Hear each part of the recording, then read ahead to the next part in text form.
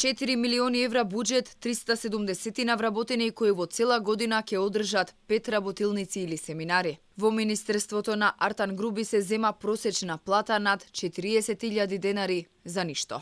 Проекти нема, ама затоа кабинетот на министерот често служи како игротека на дуи за опуштање и за славење родендени.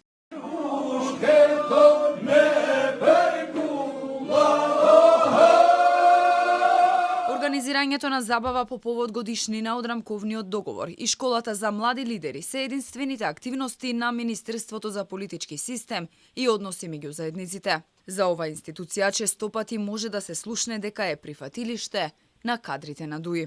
Официјалната интернет страница не е многу активна. На овој вебсайт не може да се види речиси ништо друго, освен промотивни текстови. Каде бил министерот Груби, што изјавил, каде гостувал и со кого се сретнал. Дел од главните дејности на Министерството се однесуваат на функционирање на политичкиот систем, политичкиот живот и односите меѓу заедниците. Колку и какви проекти организираа во 2023 година? Какви проекти се предвидени за 2024? Колку изнесува буџетот и дали имаат конкретни резултати и подобрување на односите помеѓу заедниците? Одговор од оваа институција се уште нема. А токму ова министерство не ги почитува основните принципи за мултиетничко општество и го прекршува рамковниот договор. Балансерот не е застапен правично, па така 53% од вработените се албанци, 38% македонци, а останатите се турци, роми и бошњаци. Другите етнички заедници не се застапени со ниту 1%. Проблем не е само балансерот, туку и дали овие луѓе воопшто одат на работа.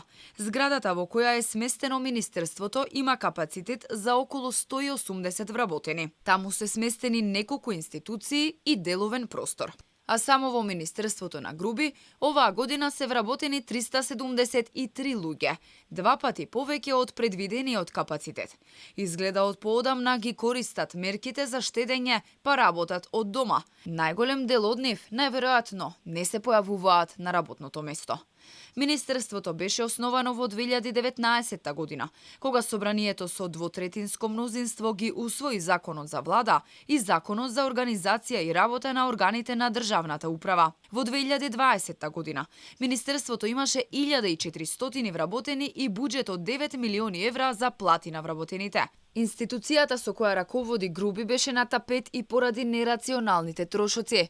Се одлеваа илјадници евра од буџетот за жардењери, ажурирање на вебсайт кој цела година од отворањето на Министерството не работеше и перење на автомобили.